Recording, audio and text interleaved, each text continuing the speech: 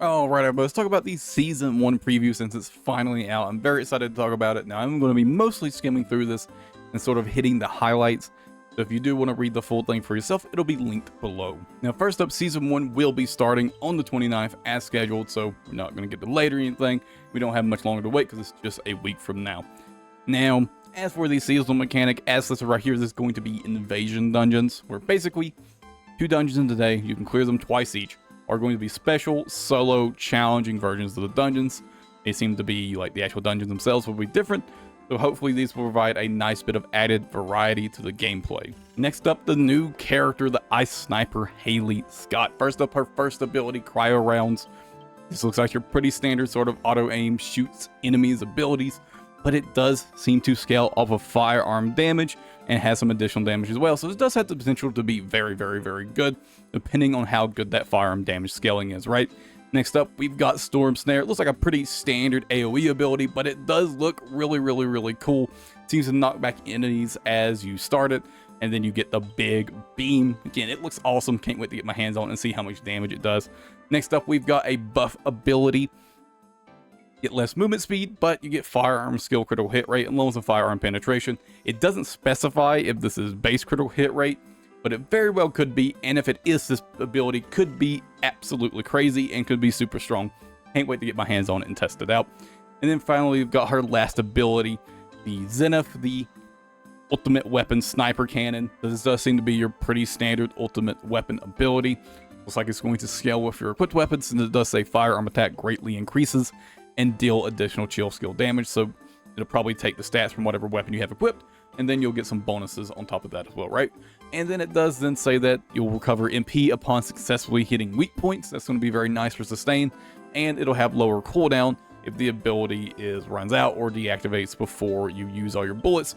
This likely is going to be a pretty, potentially really high uptime, really high sustained sort of ability, and could be really, really nice to round out the character's kit. He does go into this stance when you use it, so it does seem like you may not be able to move while you have this ability active. Maybe you'll be able to roll around, but it's hard to say. We don't know yet. But I'm pretty excited for this character overall. She looks really, really good. Looks like a ton of fun to play, and very excited to get my hands on her. Now, next up, we've got the seasonal mechanic inversion reinforcer. It's like the way this is going to work is we're going to have 5 groups of buff. One for basic stats, one for attribute resistance, one for recovery, one for defense buffs from certain conditions, and then finally buffs for the seasonal mechanic, which is of course invasion dungeons for this season. And it's like each of these groups is going to have 4 buffs, and then once you unlock all 4, there'll be a capstone buff that's always active. And then the way this reads is you'll be able to pick 3 buffs from these 5 categories. I don't know if it's 3 buffs per category or 3 buffs across all 5 categories. It's a little bit vague here in the text, unfortunately, so I'm not sure which of that is going to be, but either 3 from each category, and then all 5 capstone effects, or 3 across all 5 categories, and then all 5 capstone effects, right? That's what you'll be able to get in terms of the seasonal mechanic buffs, and the way you'll be able to unlock this and upgrade this are these Ironheart particles, which you'll get from the seasonal mechanic, the invasion dungeons, or just going hard difficulty fields to patrol content, right? Next, we've got Ultimate Freyna and her backstory quest, but unfortunately, they're not actually coming out until October 30th, about 2 months after the start of Season 1, so if you were looking forward to it, unfortunately, you've got some more waiting to do. Next up, we've got the new Colossus fight, the Deathstalker, which will be coming out on September 26th. Don't really have any more details than we already had here, just it's coming out, and, you know, probably a stealth/poison-focused Colossus. And that's really all we know. Now, moving on, we've got a new set of difficulties for infiltration operations for dungeons. And they're going to have some exclusive loot, so hopefully these are fun and rewarding, right? And starting on October 30th, we'll be getting the new vendor that they talked about before. This will be the vendor where presumably you're able to trade spare parts for a currency that you could use to buy whatever parts he brings, however often he comes, because it doesn't actually specify how often the merchant ETA 0 will be in Albion. Maybe it'll be like Destiny, where it's once a week for like 2 days, but unfortunately we just don't know yet. But moving on, we do have a full schedule for Season 1.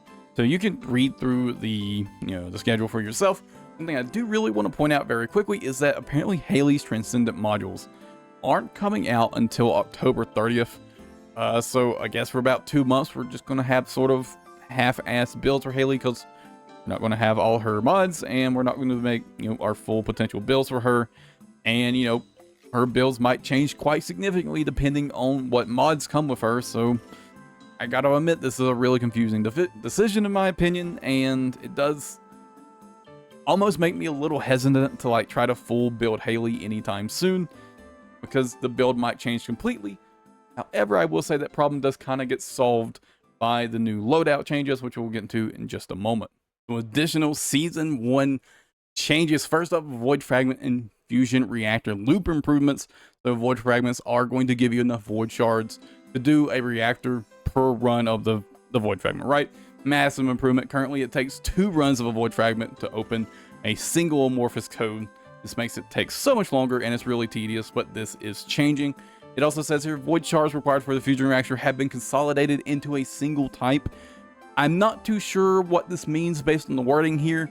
If, like, all Void Fragments are just a single thing now, though there's not, like, polymorphic and organic, and it's just like Void Fragment now.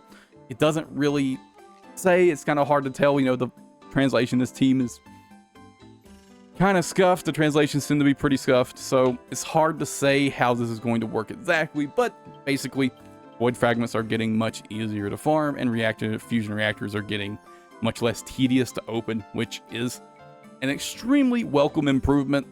I don't know if it's enough, because unfortunately outposts are still incredibly tedious to farm. Even with all the improvements they've made the outposts as well, it can still be incredibly tedious, but it would definitely improve things, right? Moving on, we've got changes to hard mode dungeons, where they're getting rid of the random rolls for the difficulty percentage. Thank God, this system was just absolutely terrible. I absolutely hated it. We're getting 3 presets. I guess maybe these will change, or they'll always be the same, but it could just be like a daily preset roll, who knows? 0, 125, and 250%. Just always going to be running 250%, right? And you'll have public matchmaking for these presets as well. So hopefully it'll be easier to actually sort of do these with randoms if you want to. And hopefully make these a little bit more fun as well. And then also, you'll be able to, at least in public matchmaking, you'll get separate rewards, right? Whatever reward you queue for, you can queue for people with both. So hopefully the matchmaking times won't be too bad either. And then the timed occupation mission will be removed from hard infiltration operation and replaced with extermination battle. So they're getting rid of some of the tedious, long waiting, sort of just stand in the circle and go to sleep sort of missions, and just kill enemies missions, right? So looks like some pretty good improvements to hard mode dungeons. Now the socket type saving feature improvements. This one is something I was really worried about, but I'm pleasantly surprised with the implementation they went for. So basically how this is going to work is, once you've catalyzed the slot, you can then put another catalyst on that slot with a different polarity, and you'll be able to switch between those polarities as you wish. So you'll be able to switch between them back and forth. I was personally expecting them to just have, like, you'd have to catalyze each and every loadout slot, and like maybe the first one would apply to all loadout slots, and then on the second one you'd have to, like, you know what I mean. So thankfully this looks way better than I was expecting. I'm really looking forward to these changes. I can't wait to start making some much more creative builds, just because you have way more wiggle room, right? Absolutely massive W for the dev team right here. I'm really glad this ended up not being the terrible system I was really worried it was going to be. Next up, we've got some buffs. No nerfs mentioned, by the way. Thank God. I know a lot of people, including myself, since they said they wanted to have more firearm focused gameplay, were somewhat worried they were going to have, nerf like Lepic and maybe even Viesa. But unfortunately, it seems like that's not going to be the case. So Jaber's getting some buff to his turrets, Blair's getting some buffs to his abilities as well, and Ajax is also getting some buffs. Ajax buffs looks absolutely crazy, by the way. I don't want to get the details of these right now, but the buffs all look pretty good. And then we're getting some more UI quality of life, including a more comprehensive filter system, which I'm very much looking forward to. Overall, other than some like weird disappointments with the scheduling, Season 1 update. Season 1 in general looks really good, looks promising. Lots of good changes coming to the game. Anyways, that's going to be it for today's video. As always, hope you guys enjoyed it. And before we wrap up, a quick thank you to the members. As always, your support means a lot. And even if you can't support me with money like the members do, just watching the video, liking, subscribing, all those things help a lot if you want to support the channel. Now, as always, I hope you guys enjoyed the video, and I'll catch you guys in the next one.